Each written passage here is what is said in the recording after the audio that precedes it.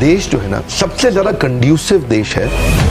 पिछले 10 साल में जितना देश बदला है उतना 100 साल में नहीं बदला होगा। आइडिया बहुत अच्छा भी हो और इरादा भी बहुत मजबूत हो तो भी चांसेस है कि आपका बिजनेस फेल हो जाए। कई बार क्या होता है, प्रोडक्ट आप ले आते हो, कस्टमर बोलता है अच्छा है लेकिन मुझको चाहिए नहीं। हम काका को सीईओ नहीं बनाते। Manpower can make you super power.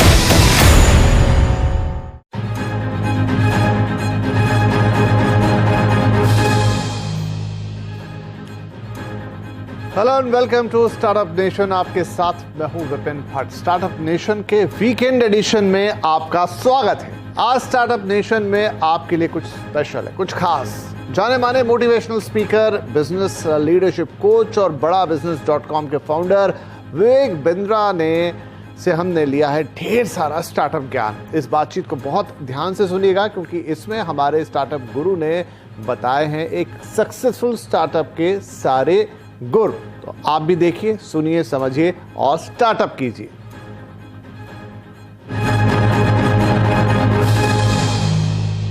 स्वागत कीजिए मेरे साथ डॉक्टर विवेक बिंद्रा का।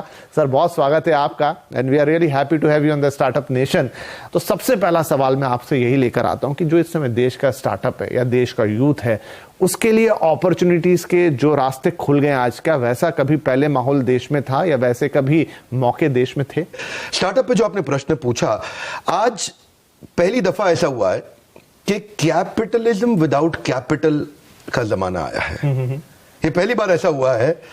और दूसरा, हमारा देश जो है ना, मैक्रो इकोनॉमिक्स जो है उसके हिसाब से सबसे ज्यादा कंड्यूसिव देश है आने वाले समय में स्टार्टअप्स को बिल्ड करने के लिए। एंटरप्रेन्योरशिप बहुत जबरदस्त है यहाँ पे। रीजनल एंटरप्रेन्योर्स हैं, उनको ग्लोबल बनना बाकी रह गया है।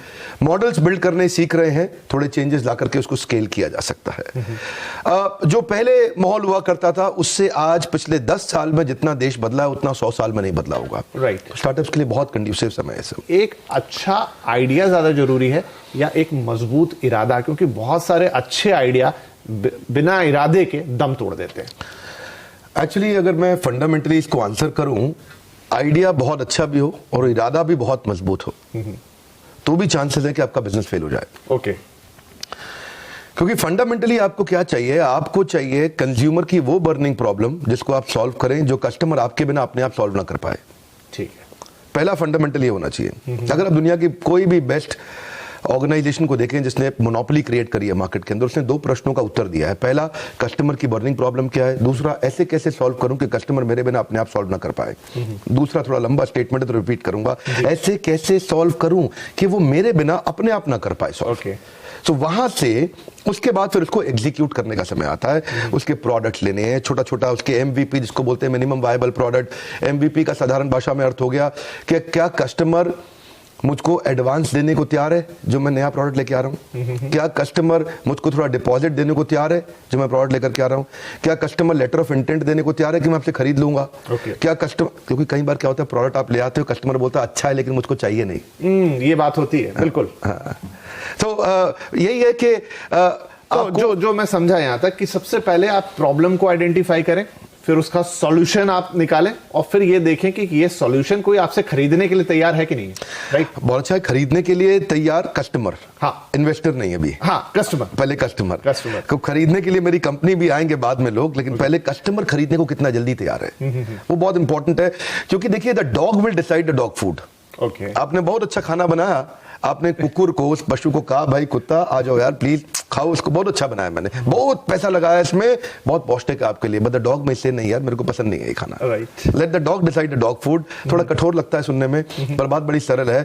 आपका कंज्यूमर का प्रॉब्लम नहीं सॉल्व करना है, उसका बर्निंग प्रॉब्लम सॉल्व करना है। ज्वलंत समस्या नहीं। ये थोड़ा फर्क है इसमें। राइट। तो एक स्टार्टअप के लिए जरूरी है आइडिया ले आओ, इरादा भी ले आओ, लेकिन सबसे पहले एक तो पहले प्रॉब्लम को आइडेंटिफाई करो जो लोग खुद उसे सॉल्व नहीं कर पा रहे हैं, फिर आप उसका सॉल्यूशन लेकर आओ, फिर देखो कि सॉल्यूशन को ग्राहक मिलते हैं कि नहीं मिलते हैं। यहां से आपकी शुरुआत होनी चाहिए। जितना बड़ा प्रॉब्लम उतना बड़ा प्रीमियम। जी।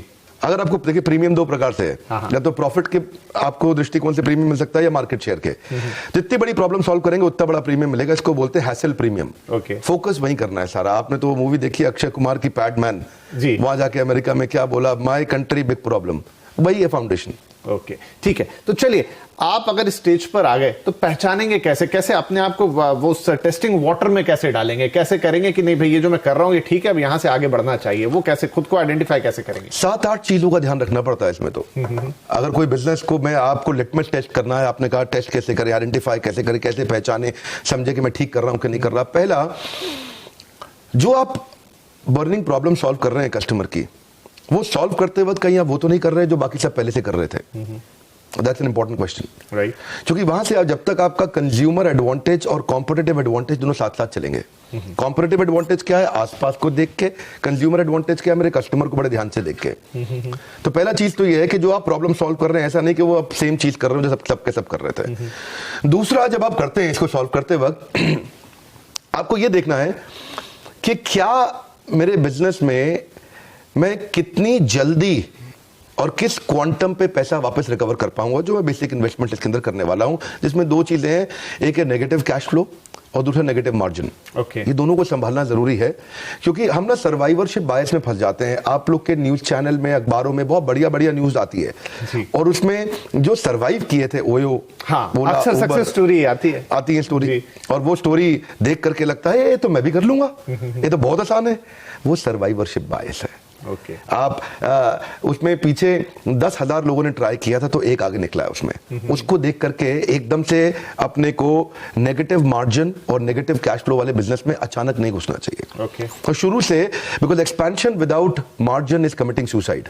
ओके, सो अनलेस आपके पास डीप पॉकेट्स हो, तो कोई भी आपके पास इन्वेस्टर आएगा वो देखेगा पहले कि बिजनेस में कंटिन्यूटी कितनी है, तो उसको बोलेंगे रेकरिंग रेवेन्यू मॉडल। तीसरा चीज, अगर आपके बिजनेस में कंटिन्यूटी नहीं है, रेकरिंग रेवेन्यू नहीं है, कोई ऐसी चीज जो आदमी बार बार खरीदेगा। अब शेव जो है आपको रोज करनी है, आपने रोज स्टूडियो पे आना है विपिन जी, आप शेव किए बिना कैसे आएंगे? नहीं आ सकते। तो अब वो रेजर है जो उसके लिए जरूरी है, उसको रोज खरीदना है। क्या आपका प्रोडक्ट ऐसा है जो साल, 2 साल, 5 साल में एक बार लेगा, या फिर वो एक ऑप्शन है कि कंपल्शन है कस्टमर के लिए? बहुत इंपॉर्टेंट चीज है। राइट। आपका प्रोडक्ट एक ऑप्शन है कि कंपल्शन है? आपका प्रोडक्ट ऑक्सीजन है कि नहीं है? फिर इसके बाद ये देखना है जो आपकी जो मार्केटिंग कैंपेन है उसमें influencer, decider, buyer, consumer, initiator कौन कौन है, यानी कि आपका डिसीजन मेकिंग यूनिट कौन है। ऐसा ना हो कि आप जिसके साथ जिसको माल बेच रहे हो वो डिसाइडर ही ना हो, डिसाइडर उसके बिहाफ पे कोई और हो, तो पैसा ज्यादा खर्च हो जाएगा। प्रेस्टीज ने किया था अच्छा काम, एक बार मास्टर स्ट्रोक खेला था, चेस खेलता होगा जरूर, इसे क्या बोलते हैं, शय और मात, जो बीवी से करे प्यार वो प्रेस्टीज से कैसे करे इनकार। राइट, दोनों को पकड़ लिया। अभी पत्नी बोले पति को प्रेस्टीज दिलाओ, बोले नहीं तो तुम प्यार नहीं करते मुझसे। बिल्कुल। तो आपको initiator, influencer, decider, buyer, consumer सबका ध्यान रखना पड़ेगा। कंज्यूमर के फीडबैक लेने की तैयारी करनी पड़ेगी, इसको बोलते हैं इंप्रूवमेंट साइकिल। अगर आप फीडबैक की तैयारी नहीं कर रहे, क्योंकि कस्टमर सिग्नल देता है, अच्छी कंपनी, अच्छा ब्रांड प्रोडक्ट बना देता है। I'll say that one more time, क्योंकि मैं गोल्डन स्टेटमेंट दोबारा बोलता हूँ। कस्टमर सिग्नल देता है, अच्छा ब्रांड प्रोडक्ट बना देता है। जब कस्टमर सिग्नल देता है, कमजोर ब्रांड उसको इग्नोर कर देता है। कस्टमर आपसे वही मांगेगा जो कोई नहीं दे सकता, और अगर आपने वो दे दिया, हाईएस्ट हेडरूम ऑफ ग्रोथ है, क्योंकि वो खुद दे ही नहीं सकता। तो आपको ढक्कन खोलना पड़ेगा। अपन क्या बोलते हैं, मेरी ट्रेनिंग प्रोग्राम में बोलते हैं कि जितना ढक्कन मोटा उतना धंधा छोटा। You got to start asking these solution oriented questions. जब आप फंडिंग की तैयारी कर रहे हैं, जब आप अपने इन्वेस्टर की तरफ जा रहे हैं, तो आपको कैसे वो तैयारी करनी चाहिए ताकि आपका जो तीर है वो निशाने पे लगे जाके? बहुत अच्छा। देखिए, इन्वेस्टर के पास जाने से पहले कुछ चीजों को इंपॉर्टेंट समझना है आपको। इन्वेस्टर उस बिजनेस में इंटरेस्ट नहीं लेता जो ट्रांजैक्शनल है नेचर में। ओके, जिसमें माल दो पैसा लो, माल दो पैसा लो। अगर आपका बिजनेस का फॉर्मेट जीव जीवस्य जीवनम शास्त्र में बताया गया है, जब एक जीव का जीवन दूसरे जीव के जीवन पर निर्भर होने लग जाए, जिसको बोलते हैं इकोसिस्टम। इकोसिस्टम तो हम रोज चर्चा करते हैं, आप बिजनेस न्यूज चैनल में करते हैं, हम भी अपने ट्रेनिंग में करते हैं। इकोसिस्टम का फाउंडेशन समझना जरूरी है। फाउंडेशन है एक जीव का जीवन दूसरे जीव के जीवन पे निर्भर कैसे करे, ताकि सब लोग इकट्ठे मिलकर उसको इवॉल्व करें। दुनिया की 10 सबसे बड़ी कंपनी में से अगर आपने 5 उठा ले, अल्फाबेट मतलब गूगल, प्रोजेक्ट नहीं है, प्लेटफॉर्म है। माइक्रोसॉफ्ट प्रोजेक्ट नहीं है, प्लेटफॉर्म है। एप्पल का iOS प्रोजेक्ट नहीं है, प्लेटफॉर्म है। फेसबुक प्रोजेक्ट नहीं है, प्लेटफॉर्म है। अगर आप दुनिया की 10 में सबसे बड़ी 5 कंपनी उठा लें तो सब प्लेटफॉर्म्स हैं। वो एक ऐसे इकोसिस्टम है जहां दूसरे लोग मेहनत कर रहे हैं, मल्टी साइडेड ट्रांजैक्शंस हो रही हैं, जिसमें डिस्कनेक्टेड लोग कनेक्ट हो रहे हैं। राइट। अनकनेक्टेड लोग कनेक्ट हो रहे हैं, मल्टी साइडेड ट्रांजैक्शंस हो रही हैं। पता नहीं, ये शायद मैं साधारण भाषा में बोलने का प्रयास कर रहा हूं उसको। जी, जैसे यूट्यूब है, राइट। मैं यूट्यूब पे इस समय वर्ल्ड का नंबर 1 एंटरप्रेन्योरशिप चैनल है, पर मैं सफल क्यों हुआ उसमें? बड़ी सिंपल सी बात है, यूट्यूब ने एक प्लेटफॉर्म बनाया, राइट। और प्लेटफॉर्म में क्या होता है, कंटेंट कंज्यूमर भी है, कंटेंट क्रिएटर भी है, कंटेंट पे एडवर्टाइजर भी है, और यूट्यूब खुद भी है। साधारण भाषा में, कठोर भाषा में क्या कहते हैं विपिन भाई, कि जुआ खेलने वाला पैसा नहीं कमाता, जुआ खिलाने वाला कमाता है, राइट। तो ये जो प्लेटफॉर्म क्रिएट करता है, हाँ, जो प्लेटफॉर्म क्रिएट कर रहा है ना, वही आगे जा रहा है। इन्वेस्टर ये देखना चाहता है कि क्या आपकी प्रेजेंस के बिना अपने आप आपका धंधा, आपका बिजनेस ग्रो कर रहा है कि नहीं कर रहा, क्या बाकी लोग मेहनत कर रहे हैं आपका बिजनेस ग्रो करने में, जो कि अपने आप ग्रो करे। जब ऐसे फॉर्मेट्स आते हैं तो इन्वेस्टर एकदम एक्साइटेड हो जाता है, अरे कुछ है इसमें, दम है, तो वो सुनता है उसके बाद। नहीं, बड़ी गहरी बात कही आपने। तो आप जब इन्वेस्टर के पास जा रहे हो, जो मैं देखता हूं स्टार्टअप नेशन पे कई इन्वेस्टर्स आते हैं, लेकिन वो मैं सबसे पूछता हूं कि आपके पास जब कोई आता है प्रपोजल लेके, तो आप क्या देखते हो?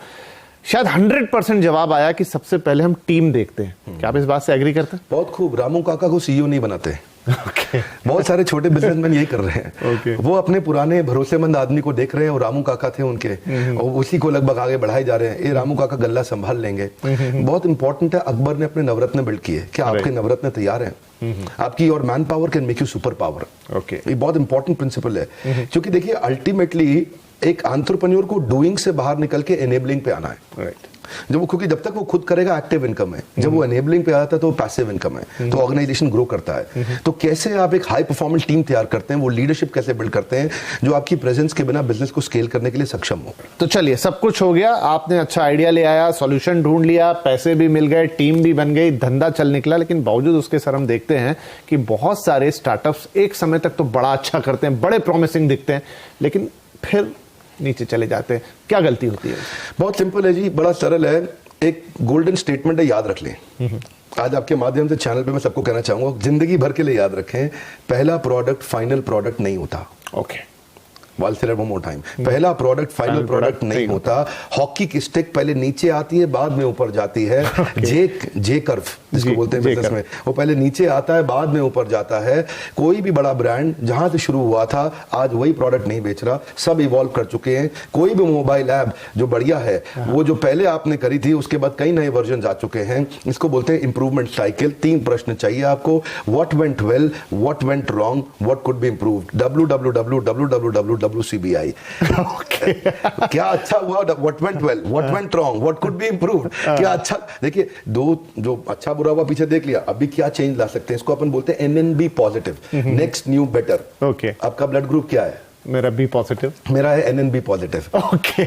NNB पॉजिटिव क्या है? Next new better. अपनी टीम को बार बार पूछना है आपस में बैठ के, आओ बैठो, ओके, अभी क्या नेक्स्ट करें, क्या न्यू करें, क्या बेटर करें। राइट। इसका मंथन करना जरूरी है। महीने में एक दिन तो आपको बैठना ही पड़ेगा कि कस्टमर के सारे टच पॉइंट्स आइडेंटिफाई कर लो। कंज्यूमर किधर किधर से फीडबैक दे रहा है, उन सबको इकट्ठा करो, और next new better, what could be improved, इस पे क्वेश्चन करो। कई बार यहीं से प्रोडक्ट बन के निकल के आएगा। प्रोडक्ट कंपटीशन को देख के नहीं बनाते, कस्टमर के सिग्नल को देख के बनाते हैं। कस्टमर क्या फीडबैक दे रहा है, फीडबैक को फीड फॉरवर्ड में कन्वर्ट करना है। Complain is a gift, catch it. Golden statement क्या है? Complain is a gift, catch it. आपको ये मानना ही पड़ेगा, आपका प्रश्न को मैं समराइज करता हूं उत्तर को मैं, कि मानना ही पड़ेगा कि बिजनेस में प्रॉब्लम आएगी आएगी। बिजनेस फेल होएगा क्योंकि पहला प्रोडक्ट फाइनल नहीं होता। तो इसलिए पहले पायलट एक्सपेरिमेंटेशन करिए, स्केल अप नहीं करिए, बिकॉज स्केल किल्स। राइट। एकदम स्केल नहीं करना कभी भी, स्केल किल्स। एकदम पट पट पट पट बिजनेस बड़ा करें। बड़ा बिजनेस में पहले बिजनेस खड़ा करेंगे, बाद में बड़ा करेंगे। हम आपका शुक्रिया कहेंगे, बहुत बहुत शुक्रिया कि आप स्टार्टअप नेशन में आए आज हमारे स्टार्टअप गुरु बन के, और इस खास स्पेशल एपिसोड में आपने हमारी जो यंग एस्पिरेंट जनता है देश की, जो स्टार्टअप करना चाहती है, कुछ बड़ा करना चाहती है, उनको एक मजबूत इरादा दिया। बहुत बहुत शुक्रिया हमसे बातचीत करने।